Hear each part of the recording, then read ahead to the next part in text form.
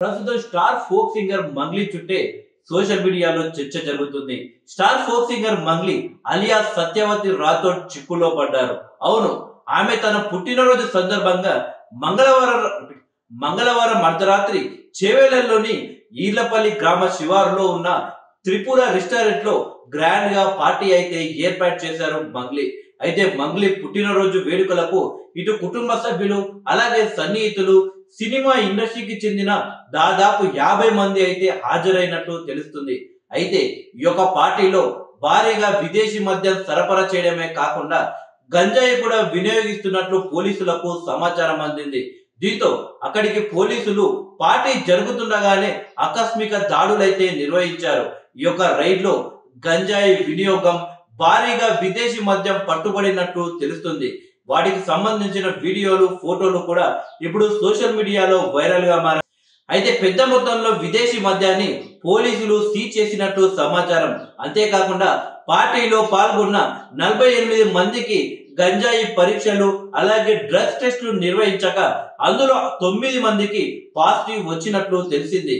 దీంతో పోలీసులు వారిని అదుపులోకి తీసుకొని ఎన్డీపీఎస్ చట్టం కింద కేసు నమోదు చేసినట్టు తెలుస్తుంది. పార్టీ నిర్వాహకులపై ప్రధానంగా దృష్టి సారించిన పోలీసులు ఈ వ్యవహారంలో ఇంకెవరెవరి ప్రమేయం ఉందనే కోణంలో విచారణ అయితే జరుపుతున్నారు.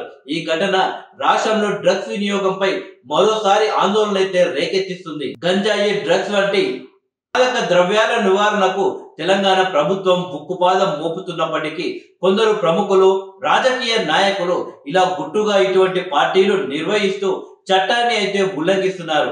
తాజాగా సింగర్ మంగ్లీ పుట్టినరోజు వేడుకల్లో గంజాయి వినియోగం బయటపడడం ఈ ధోరణికే నిదర్శనం.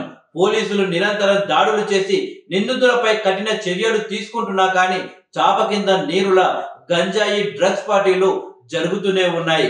గతంలోనూ పలువురు సినీ రాజకీయ సెలబ్రిటీలు డ్రగ్స్ పార్టీలో పోలీసులకు చిక్కారు. మత్తు వినియోగంపై పోలీసులు కఠిన చర్యలు తీసుకోవాలి అని ప్రజలైతే కోరుతున్నారు.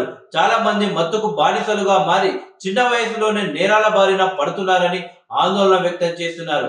ఇలా సింగర్ మంగ్లీకి సంబంధించిన ఆ యొక్క పార్టీలో పోలీసులు ఎంట్రీ ఇవ్వగానే అక్కడ వీడియోలు తీసుంటే ఏకంగా పోలీసు అధికారికి పైనే నువ్వు కెమెరాను ఆపుతావా లేదా అని చెప్పేసి మంగ్లీ సీరియస్ కావడం జరిగింది. ఆ పోలీస్ అధికారి నా డ్యూటీకి ఆటంకం కలిగించొద్దు అని చెప్పేసి సీరియస్ కావడంతో మంగ్లీ అక్కడి నుండి తన మొహాన్ని తిప్పుకొని కనిపించకుండా అటువైపు నుండి వెళ్ళిపోయింది.